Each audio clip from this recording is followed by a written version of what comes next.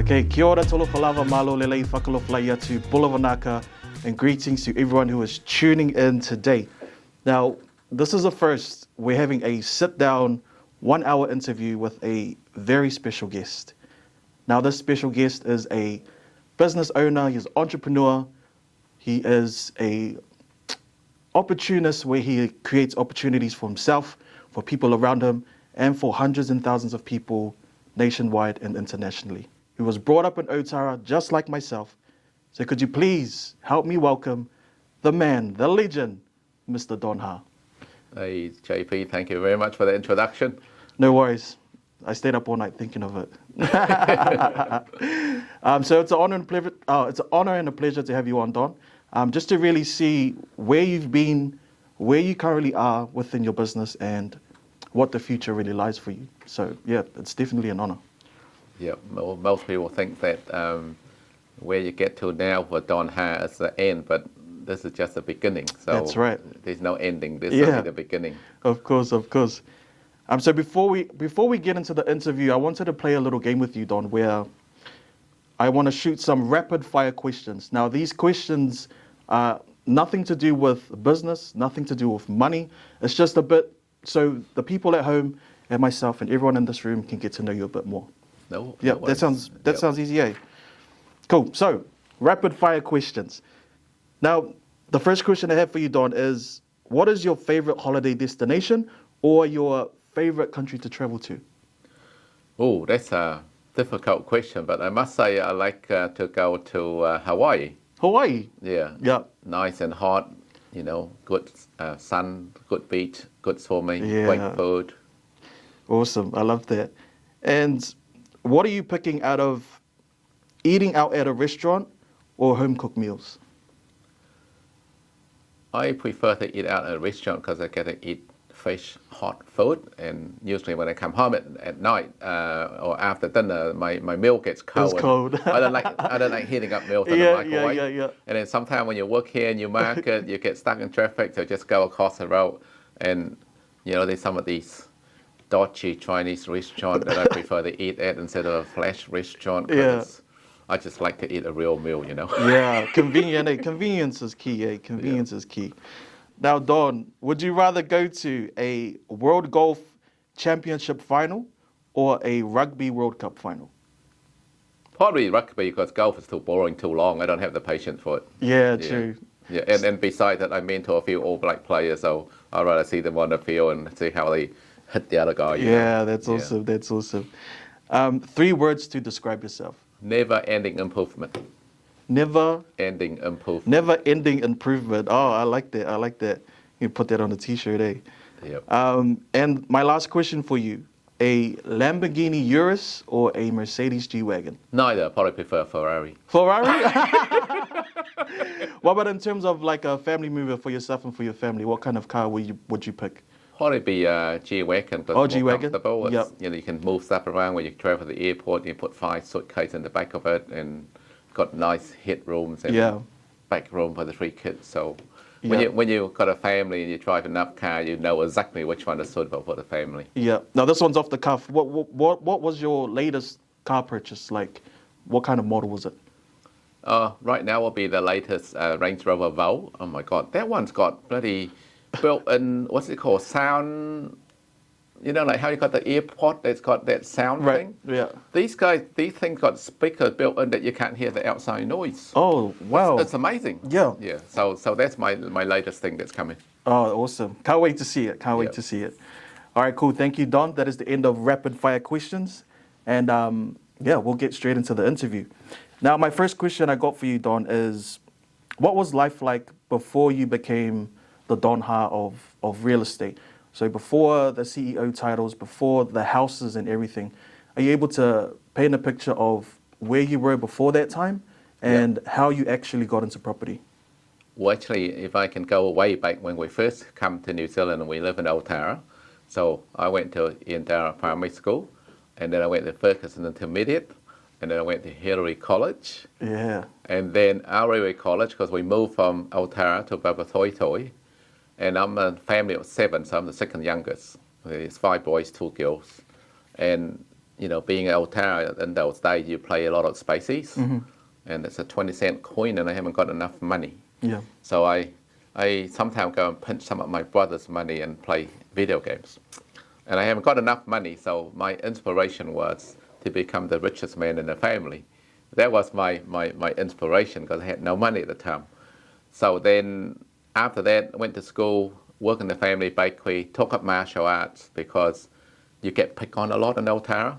Yeah. So I took up martial arts, become a black belt, and then work in the family bakery 72 hours a week. And then after that, a man come to my shop, dressed like me today, said, "What do you do for a living?" And he said, he's a real estate agent. I said, "What you earn?" He said, "I just got $12,000 for selling a house." I said, that clicked, because that realized I had an unlimited ability to earn money. So from that 1993, 94 era, I studied my real estate papers while I had a bakery, and then became an agent in September 94, and first year sold 86 houses. Wow. That was crazy. 86 houses, bought in a total of $440,000 commission. Wow. That has completely changed everything. Yeah, that's cool. Sorry, you talked about your siblings. So are you the only entrepreneur and businessman within your siblings, or is your whole family like that? My whole family is like that. Oh, but, okay. My whole family, we own business. Even my nephew, nieces, uncle, aunties. We started with one business, one bakery. So when we started one bakery, and at one point we had 35 bakeries. But now most of the family are retired now, so we down to maybe 8 or 10 bakeries now. So, but they all in their own business knowledge. Yeah. But as in real estate enterprising like me now, there's only me and my brothers. Not everyone's into it. So Don, out of all the occupations you could have picked in the world, you could have been a lawyer, a doctor, a manager at a supermarket. The possibilities are endless. So why did you choose real estate out of all occupations? Well, firstly, you get to dress up to go to work. You talk to make money. No physical, and you don't need to go through 5 or 10 years of degrees to become a doctor or a lawyer, and the income is untapped. The harder you work, the more people you connect, the more money you make, and the reward that comes out of it is even greater when you can help first home buyer to buy a home because they don't know how, and you come back, you see that same family that owns now 5 to 7 to 10 houses, and then they also own business because of your help. And then when you sell a brand new home or sell a high rise, you create hundreds of employments. So now it's becoming more than a job, it's becoming an employment creation and change community. So you get a kick out of it every time you do something. Yeah, that's awesome to hear. And how do you even get into real estate? Because there's a lot of people that want to get into real estate, but they're not too sure on where to start. And it's quite intimidating as well, looking from the outside in, because it's real corporate, it's real formal and professional. So how do you get into property? Yeah, well, that's the hardest thing for a lot of us right now, a lot of agents that want to become an agent, because being in South Auckland in particular, or become from a low socio-economic area or upbringing, we think that we're not good enough to dress up, we're not good enough to sit at a corporate table, we're not good enough to go to an office. But really, by the end of the day,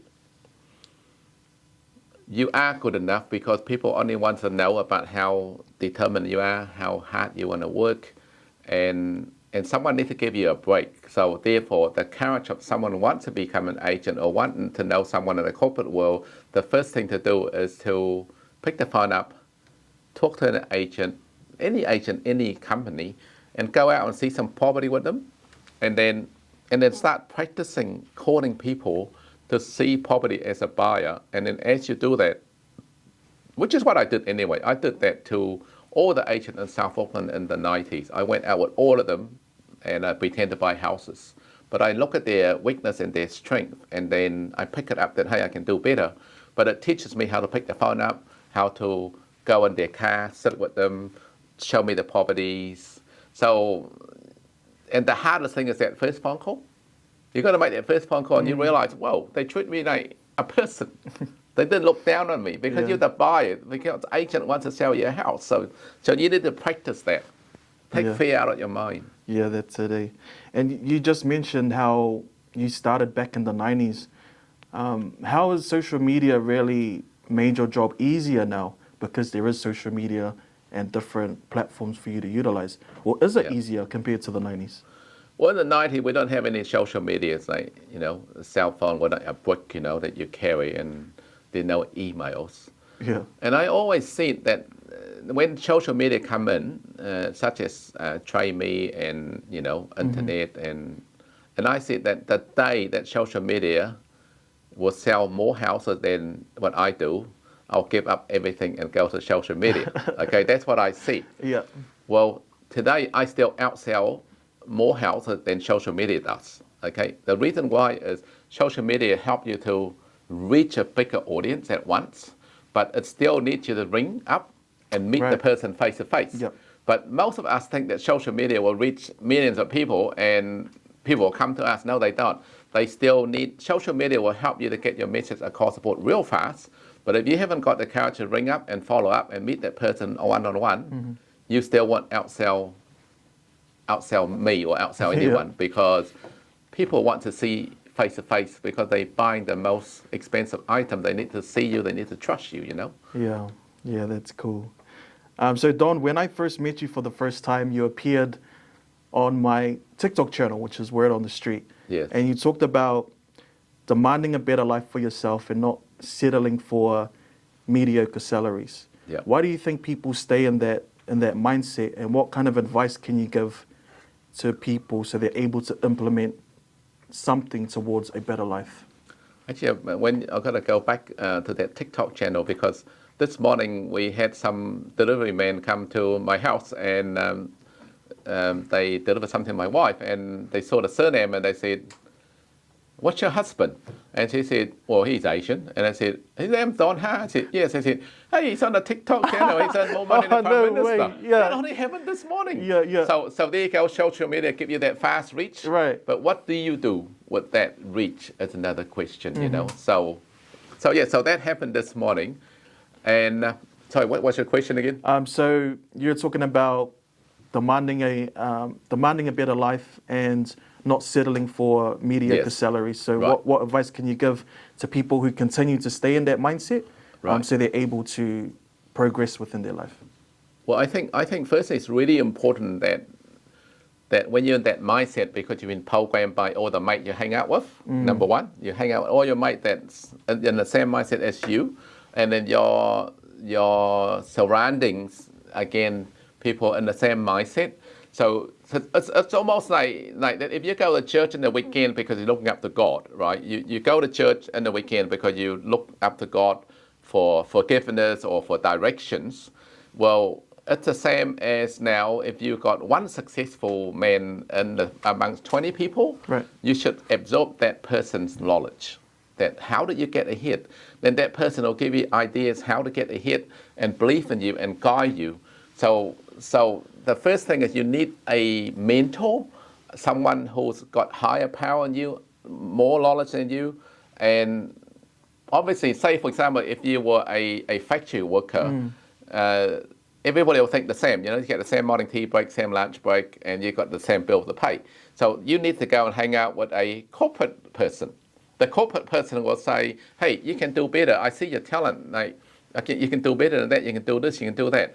And then you start small increments of self-believing in yourself. Do something different. Listen to motivational tapes. Read books. I listen to motivational tapes still on podcasts. I still read books. I read a lot of articles. So I'm forever update my skills.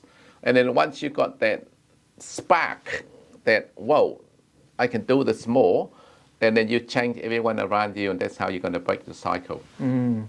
That's cool that you still read and still podcasts and ebooks, because people may think that when you get to that level of success that you don't need to learn any further. Yeah. So it's really cool to see that even though you are where you are, there's still a lot of growth and learning to do, right? Well, one of the at the very end of the podcast, there was a gem that I picked up yesterday from an F-14 fighter pilot in America, And she said this is that's called the gutsy move. Okay, so I think this is a good caption, gutsy move.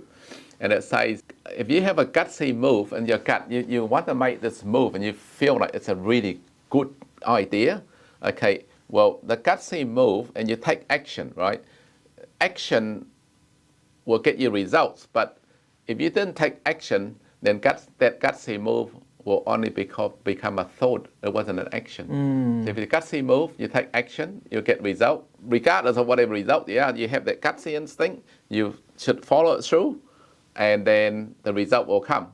But if you had a gutsy instinct, for example, we're here today because there was gutsy instinct that we should do this. Yeah. It happened, right? Yeah, right.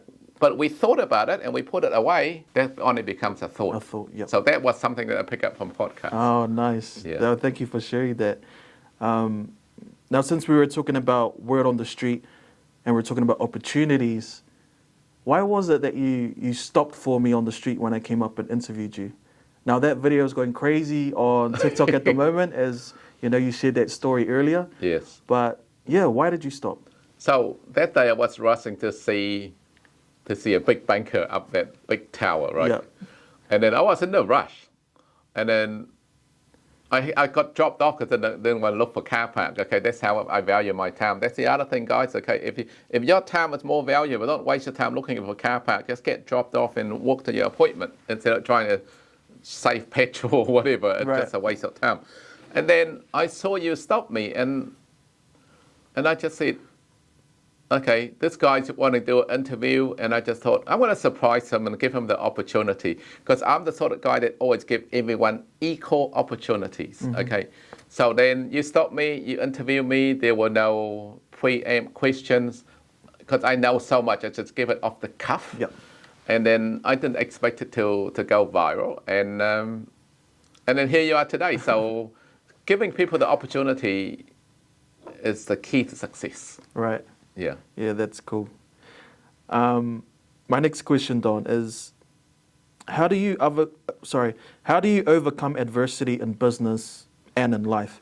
Because you've been through many challenges throughout, the past decades, a lot of ups and downs. So how are you able to go through those challenges all the time and end up on top and still create more success? Right, so obviously, regardless how big or how small, each one of us, we all go through it, okay? Either financial, marriage, personal relationship, whatever it is, it will make our mind think differently. So, and I always want to become a millionaire when I was young, then I become a millionaire. And then after that, I want to make the rich list, because that's the ambition. I want to make the rich list, And then I made the rich list in 2007, and then the global financial crisis happened in 2008 and 9. And then at that period, I lost everything, lost my company, lost my house, and virtually started again from zero. So some of my staff were richer than me. Right. Some of my staff were millionaires in my company. Some of them were worth like 20 million, 10 million. Yep. And I went home to my wife and I said, technically speaking today, our staff are richer than us. Yeah. So then, I live in a $6 million mansion, had to move out, become a tenant. Can you mention that? Yeah. I can't, actually. Okay. Drive a Maserati and have to downgrade to a normal car. And then from living in a mansion and then become a tenant. And I feel sorry for the tenants out there right now, because I didn't know how hard it is to become a tenant, because the landlord, they interview you, they look down on you. It was a terrible experience, but I didn't let that happen to me. So then we had to go renting for a year. But at that moment, I knew that I did it once, I can do it again because of my knowledge, see? So that's very, very important. So I had 1,000-day focus, I call it. Okay, now, so I'm going to challenge all of you guys to have 1,000-day focus. 1,000-day focus it's about 365 days a year, so it's almost 3 years, right? Or over 3 years, or just over 3 years. What's that, 365 days? Yeah, almost 3 years. Yep. Okay, so 1,000-day focus means, this is it, wait for it. 1,000-day focus means no bad habits, no sleep-ins. Okay, so if you are a drinker, quit drinking, smoking, quit smoking, sleep in until 10 o'clock in the morning, no goes on. 1,000-day focus, that means you focus on your work only, okay? You ring and you meet everybody on a daily basis. I would see like maximum up to 16 face-to-face per day, okay? Interviews, seeing people, call people every day. And I rebuilt my business by 1,000-day focus. So within 3 years from 1,000-day focus, I replaced everything. The GFC happened, the property price plummeted, but then again, it's called the perfect storm, then the price rises, you know. So instead of working 60 hours a week, I was doing 100 hours a week. I was outdoing everybody. I was earning 10 times more money, and I was able to rebuild my wealth on that basis by providing 1,000-day focus.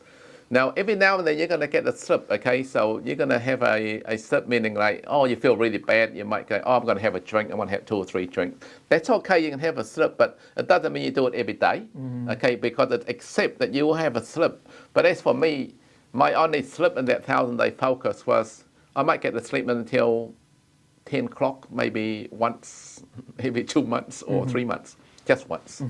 But because I don't smoke or I don't drink, so I don't have any of that bad habits, I was just focused on 1,000 days. Yeah. So that 1,000-day focus really establishes, I guess, routine and discipline as well, right? Yeah. Would you agree? Oh, that 1,000-day focus, I tell you, you don't even need 1,000 days, but man, if you can go to even halfway, your life is made. Yeah. But I had 1,000-day focus. Now I'm going to go to the next. I'm going to go to the next one. I'm going to go 10,000-day focus. Hey, 10,000 days is a long time. Man, that's awesome to hear. And you're talking about how you went back into, you know, becoming a tenant and all that. What was the biggest lesson that you've learned from being up here, but now, I guess, losing everything and being back into renting and all that kind of stuff, and losing your cars? On your way up, if you forget your people, you know, like how you've seen it a lot, you know, like some people become really famous, somebody who was poor become really rich. On the way up, they piss everybody off. They become arrogant. They didn't do things right. So on the way down, everybody will say, good job, nobody wants to know you, okay? See you later. You stay down, okay? The lesson there was on your way up, like I said, don't forget everybody, stop in the street, talk to the guy, help everybody, and be the guy that you'll always be. So on the way down, it's called the free fall. Okay, free fall meaning like, well, you're going to have free fall of the building, but you got 1,000 hands that will catch you. Isn't that amazing? Okay, you got 1,000 hands to put up to catch you because you brought everybody up with you. Therefore, you're the one, the leader that fall, everybody will catch you. That was the best lesson ever learned. I love that, man. Definitely love that. And that's why it's always important to build a community that really supports your vision, because if you don't do that along the way, no one's going to catch you. Yeah, I have a saying that if I walk from Whangarei to Queenstown, in every town I know someone that will house me with no money. Whangarei to Queenstown. Oh, yeah. Wow. I can walk the whole country and I can be housed in every town because of my 30 years of work, and I provide service to the community and create wealth and investments and business advice for everybody around the country. Yeah, that's a cool position to be in. Yeah, it is. It definitely is. Now, Don, during the COVID pandemic in 2020, New Zealand went into a lockdown, right, where nothing was operating, all businesses closed temporarily, and also a lot of businesses closed for good. Now, I've seen that you came up with a strategy so you and Remax New Zealand can continue to operate. Are you able to tell us what kind of strategies you put in place in order to keep operating through COVID? So when COVID first hit us in March 2020, I believe, and I bought Remax New Zealand to settle in April, okay, in the same that month.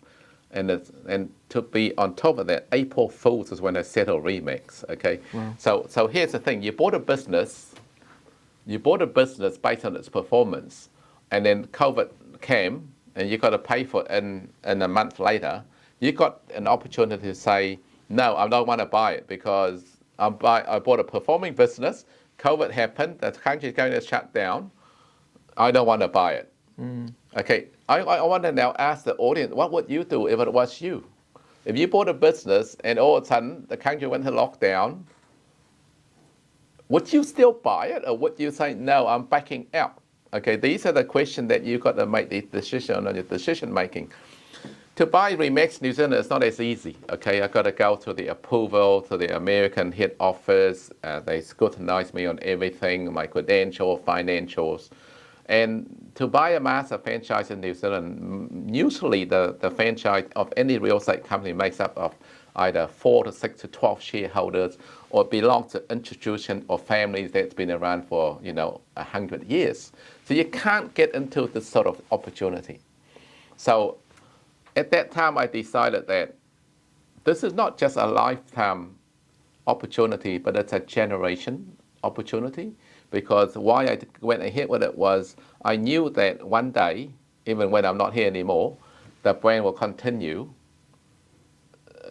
with people in it, and it becomes a legacy. Mm-hmm. So then I said, no, I still want to buy it because it's a generation change. So then the lockdown happened in April, and then we settled, and we didn't settle the business in person, but we settled through Zoom. That was something else. I thought it was normal, right? I thought it was normal to settle a whole master franchise to Zoom. So we had a toast to that.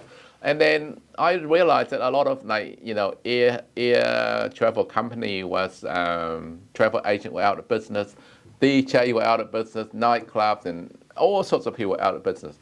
So this is where the social media comes into it. This is where the advantage is. So then we do a lot of education seminars through Zoom. Instead of getting 50 people, 80 people, we were getting like 200, 300 people per time to our seminar online. So we sell an office every 3 weeks. We sell 15 offices in the space of 12 months. Wow. This never happened before in New Zealand history, that 15 offices can be sold in the space of 12 months. So we grabbed that opportunity, and then we're still in the lockdown. But what happened there was our business then increased. When I talk about Remax, it was doing 450 million. On my first year, we brought the business up to 750 million, and then we went to 1.2 billion. Awesome accomplishment, especially when everything is against you and COVID and all that. And the power of social media as well, right? Yes. Like a lot of people use social media just to scroll, like watch videos, watch word on the street content, yes, and all the good things. But the way that you utilize social media is such a awesome tool and amazing accomplishment. Yeah, and we provide a lot of online training. We'll do 50 training seminars in the space of, 6 weeks. Yep. We're just constantly feeding our network, event, seminar, education, our vendor, our purchaser. And look, this is the biggest record. This will be the biggest record ever. It has never happened before in real estate history. During the lockdown, in the space of 2 hours, no one saw the property, no one went on site. I done a Zoom presentation. 50 property was sold in the space of 2 hours online. Amazing. Okay, that is the power of social media. Yeah. But it's also the power of people staying at home. They got bored. They're looking for an education seminar, a content, how to create more wealth, how to replace their loss. They saw us. We sold 50 property in 2 hours. I never done that before. Yeah, that's cool, man. Really cool. Now, in terms of property, there are so many people that feel that buying a house is scary, and it's a really big commitment, especially if it's your first home and if you're uneducated as well. So why do you think people stay in that mindset of being hesitant? Well, when I first bought my first house in 91, it was only 42,000. Mm-hmm. Okay, so I had a mortgage of 30,000. It was pretty scary. Yeah. Even 30,000 these days, it's like not even make up a deposit. It was pretty scary having debt under your name, because all of a sudden you go to the bank, you borrow 30,000, right? So you feel really sort of like worry and scary that you got a debt under your name. And actually, this is on a side note. I had a Vietnamese girlfriend at the time, right? She didn't want me to buy this house because I got debt, so she left me. Oh wow! How sad for 30,000. Yeah. I know. Look at me today. See, she's probably regretting it now. Yeah. Yeah. So anyway, so I bought the house, and then I put a tenant in, and the tenant was paying only $100 a week then. So what happened is you get used to having debt. Okay, so this is the whole thing. It teaches you to get used to having debt. So the tenant was paying for the mortgage, and you might top up a little bit a week. So after 6 months, 12 months, you realize, whoa, I'm still here. I'm still going to work, but I got an investment property. So you get used to the idea. Now for first home buyer, right now you could be paying $600 to $1,000 a week for a house. You actually paying a loan of $700,000 or $600,000 for the house you're renting. Okay, so if you own your own home right now by using your KiwiSaver, you're still paying the same rent or a little bit more to own your own home. And then after 6 months to a year, you realize, hey, hold on a minute, I'm still paying the same as I pay in rent, but my house is worth now $300,000 more. So once you get used to debt, now I'm saying when I get used to debt, you got to get used to good debt that goes up, not debts on a car or debts on credit card or debts on hire purchase. Asset that grows up, then you get used to it, and then that's how wealth is created. Nice. Now, there's a lot of wealth that needs to be shared along a lot of people, and I know you got the advice to help people. But within the Pacific community, there is this normality of overcrowded living conditions. Yes. And I've been through that myself, where I've stayed in a house where there was up to 4 to 13 people staying in a 3 or 4 bedroom house. Now, with you, Donha, what are the services that you can provide for small and big families in our Pacific community so they're able to get into their first home? Well, look, I live in South Auckland for 30 years, and we were in a 4-bedroom house, and there were 8 of us with a shower over the bath. So I know what it means to be the 4th person to have a shower. You know what it means. Like there's no hot water. Yep.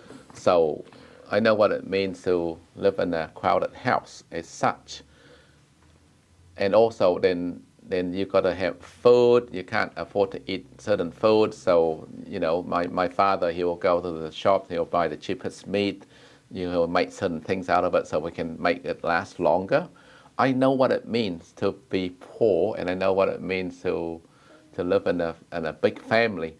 So the best thing that we can do for each other right now is as a family, especially Pacific family, you know, you work harder than anyone else. Okay, you could have 4 adults working in a family or 6 adults, but the only mistake here is everyone pays like $200 board to the parents for food, for power, or $150. Then you keep the rest to yourself. When you keep the rest to yourself, you go out with your mate, you know, you have a smoke, you have a coffee, eat breakfast out, might shout 3 or 4 guys a beer each, or man, that's all you're saving on for the week. So you live week to week with your pay that you save.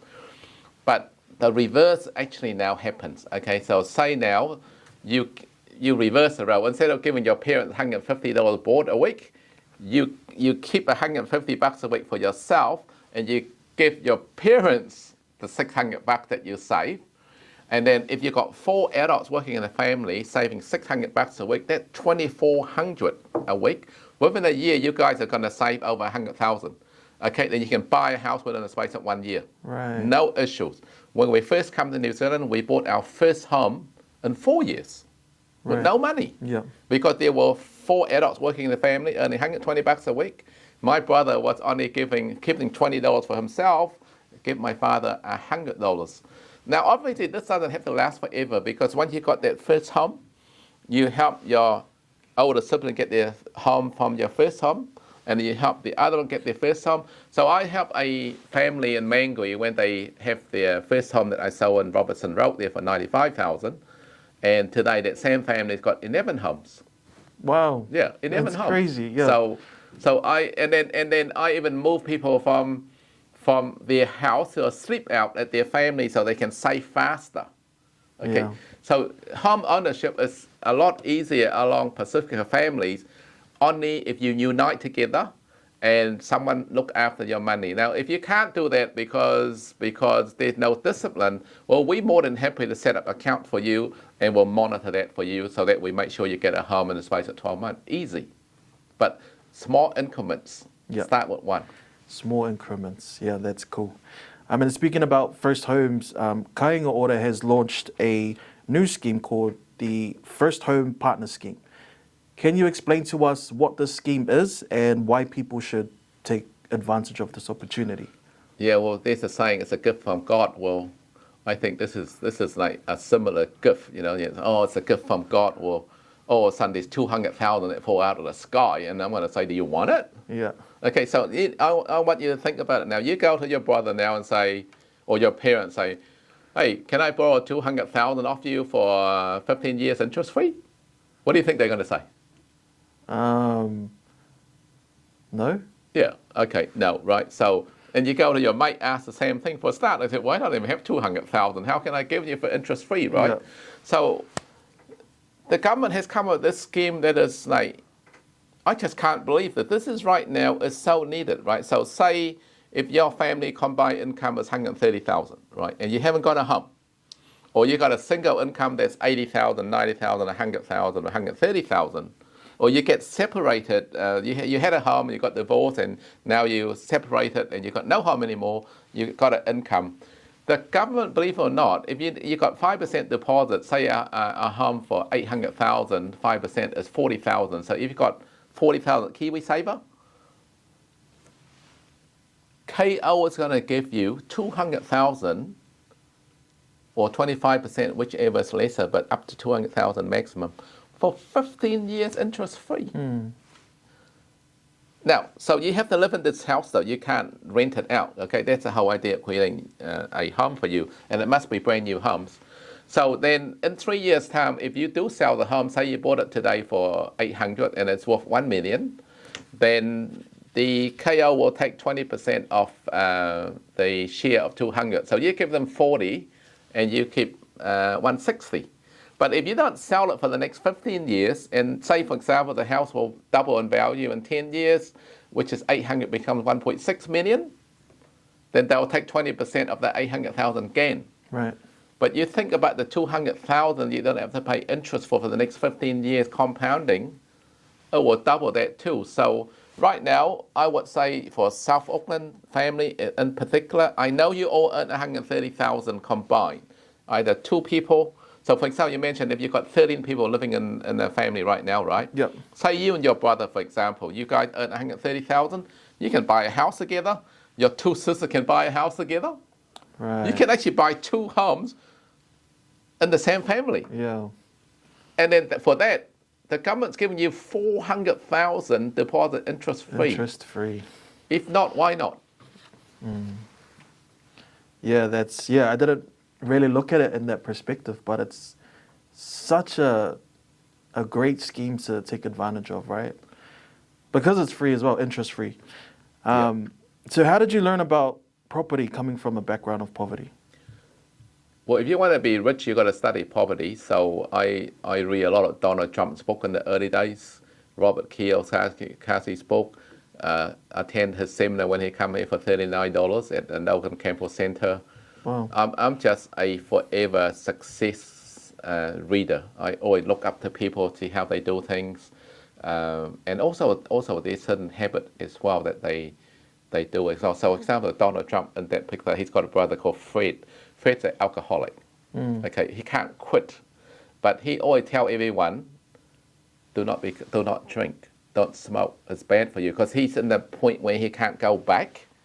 He can't quit. But he will advise everybody, don't take it up, don't do it. Okay. Donald, on the other hand, built thousands of apartments in New York, buys like run down apartment, do it up, and then on sells them, rent them out. I was inspired by him. So then, if you want to be successful, you study successful people. Real successful people too. So that's what I did. Yeah, that's really cool, man. And you've done a lot of amazing things in your life, and one of the amazing things that I've seen as well is that you're featured on One News, where you helped some famous All Blacks from the likes of Ofatu'unga Fasi and Nipolau Lala. Now, how did that conversation go, and what was the mentorship like in terms of supporting them to get their homes? Well, first I got to thank the late Phil Kingsley John first because he he's the manager of John and Lomo, and sadly they both passed now. But Phil I knew for a long time, and he came to me after counties rugby, and a lot of people will say he's in his 70s. A lot of people, again, this is the thing. When you're in your 70s, it's pretty hard to get a job, right? Yep. But I look at it the other way. I thought, man, if you're in your 70s, you've got all of this network of people, all the knowledge. I want to take your knowledge. Okay, so I want to take your knowledge and your connection. So I said, how about you introduce me to players so that I can help them to create life after sport? Because all sportsmen's majority around the world, they go broke after their sports career. So I want to create a retirement nest egg for sports people. So then he introduced me to Oxen Polo first. He's now in Japan's captain at Hino right now. In fact, he's in Tonga today. He's playing that Pacific round before the World Cup. Yeah. And he will be in Fiji next week. So when I met these guys, well, these guys are big, powerful guys, you know. They're strong as. But when it comes to investment in properties and numbers, no different to anyone. They don't understand it. They get scared of owing mortgage. They don't even know that they can ring up the bank and say, can I have it on interest only? So I was guiding them through this process, meeting them for 3-4 times, guiding them through. Then after that, I got to meet their partner, their wife, to get the approval. Most people at this point will lose patience. Yeah. Okay, because you got to go over it 3-4 times, make sure everybody gets it, meet the family for approval. So I did all of that. Well, yeah, Auguste Pula in particular, he was renting at Ellerslie at one point at the time of the captain of the Blues. And I said, I want to make you become a $10 million man, you know. So after 3 years, you know, we grow his portfolio to like multi-million dollars now, and he's on his way to. In fact, I talked to him the other day on a seminar. I said, Don, I got 1 or 2 more years at rugby left, but because of what you helped me, I now can go home and look at life differently. I don't have to worry about what's over my back anymore. Lepo, on the other hand, similar achievement, you know. And then there's many other guys, Alpha and other Blue players, and it extends to other sports as well. So that was Phil Kingsley Jones that introduced me to these guys, and hopefully these guys, when they finish rugby, they'll carry on the legacy of going around the world and provide investment advice to other sports players, and so that they can have life after sport retirement model.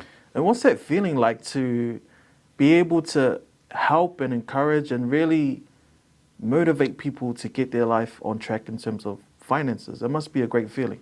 Oh, it's incredible. Like, you know, like you see them talk on TV. They talk completely different language. Like, okay, you go, here's Michael. What language are you talking now? You know, because in rugby you talk one language. Now you talk investment. You talk about capital gain. Yeah. Like, whoa, what's this? So it's an amazing reward. No money can sort of replace what you can achieve for people and see the changes in their family and their way of doing things. Yeah. It's quite a neat feeling. Yeah, it's priceless. Say that feeling. Yeah. You mentioned in CEO magazine, Don, that you wanted to leave behind a legacy. Now, are you able to explain to the people in this room and the audience on what that legacy looks like and how you continue to push that legacy forward? Well, basically, a lot of people now that I mentor and I meet, and they become so successful. You know, some has come that employs like 300 plus people. Some has gone to 50 million to $1 billion company. But they all started with small increments by support and success. So leaving a legacy behind is to leave what you're coaching, teaching, inspiring people so that they can carry on the teaching, the recipe, so that they can teach their children and their great children that teaching that I help them. Yeah. And to me, that's what I live for. Really cool. And that's really inspiring. And I hope that one day that I'm able to lead by example and doing exactly what you're doing. So congratulations on that. And my very last question for you, Don, is what kind of advice do you want to give the young people of South Auckland who have a dream, who have a goal, who want to get into real estate, who want to do all the greatest things in life, but are presented with so many challenges that kind of keep them back. So what's your advice to them? Well, right now, I believe that society, not just in South Auckland, but around the world and also in New Zealand, that we believe that the rich are getting richer, and we believe that we have no opportunity. We believe that our job is our job. That's it. But I do not believe that. I believe that everyone else will have equal opportunities. You can actually catch up with someone who's more successful than you that you think is uncatchable. But if you have that 1,000-day focus and you have that courage to send me an email, for example, okay, don't think that, hey, Don Ha too successful, he won't respond to me, okay? Or to send someone an email or send them a text, make that phone call, hi, can I come and have a 5-minute with you today or 10 minutes, you know, I really need your advice. And then when you turn up to see me, you turn up on time, you dress up, you be punctual, and you have your goal sets, you know. Don't just turn up and just for the sake of turn up. I talked to Springfield prisons guys, right. So I went there with Phil and I had an opportunity to talk to some of the prisoners, and I must say it was very emotional and honored to see them do the haka for me when they turned up to the prison. And it was very, very incredible experience. And be able to give the prisoner advice, hey, you guys, when you come out of prison, you're going to have a record, society will look down on you. Go to work 1 hour earlier and go home 1 hour later, and even offer to work for free until you're good enough and get paid. And this is how you reset your life. So don't let anyone else ahead of you think that you can't catch up. But you got to make that action, make the call, study, cut the bad habit out, and you'll get there. Well, thank you so much, Don Ha, for the amazing interview. I learned so much, and a lot of people will learn a lot from you as well through this interview. But yeah, continue to inspire, continue to encourage and influence a lot of people, because you're doing an amazing job. So it's a pleasure, Don Ha. Thank you so much, and we'll see you guys next time. Now I've got a question for you. Yeah. Why do you do what you do? Why do I do what I do? I think I'm always interested in money and finances and learning how to make more money. But I wanted to bridge the gap between people who don't know how that works and bridging it with people who do know how to make that happen. Right. So I just bought a microphone one day and I was like, what can I do with this microphone? And then the idea came up of, let's just go on the street and interview people on what they do for work, how much money they make. Yeah. So the people who are not too sure on how to make money or get into particular industries, they're able to see that through my channel. They're able to grab value and information, so they're able to make the right choices in life. So out of 20 people you stop, how many will stop for you? It'll be probably 1 in 10. 1 in 10? 1 in 10. And so 9 no's, 1 yes. How many would be rude to you? In terms of, not much people will be rude, but they won't give me acknowledgement, or they'll just walk right past me. Yeah. I'll ask you the question, who was the nicest guy to you? Oh man, that is an easy question. The easiest question, man. It was Don Ha himself, ladies and gentlemen. I think you were actually. You were very inviting, and yeah, that rapport and those barriers were non-existent. So it was real easy to talk to you. Well, I hope this just to give you an example. Okay, JP was in Queen Street. I can remember he had a backpack on him as well with a mic stopping me. I was dressing like this. I just thought, I'm going to give this guy a surprise and give him an interview. And then after that, it went to TikTok and it just went crazy on people viewing. And then the Chinese WeChat saw it as well. So they translate into Chinese and they put on WeChat. And because of that, it's of his talent, okay? This guy's got great natural talent, okay? So he got great natural talent, and we thought we're going to TikTok anyway, so we thought we might as well give him an opportunity to come here and interview us and help him to help us. So that's where it starts. Yeah. You got to have that fearless attitude to stop people. So when you stop someone, did you see someone you say, nah, this guy looks too mean, or that lady looks too pretty, I can't stop them? At first, and then I realized that the more I think like that, the longer I'll be out on the street asking people. Okay. So regardless of what they look like, I was just going up to them and asking. Yeah, and that's how that kind of came about. And then the more I was in that mindset, the more content I created. So, Cool. yeah. Well, look, it's the grind, isn't it? Yeah. You start in March, you have a few hours off, and you go on TikTok on the street. It's the grind, it's a small increment that will get you here. So congratulations, and I want to thank you for your time. Thank you for coming here, and I hope you will go to the world. Yeah, thank you very much. Look, I got a massive ass smile on my face, man. Thank you so much, Don. I really appreciate it. And yeah, look forward to working with you again soon. So, Cool, man. yeah. Cheers. For the deal. All right.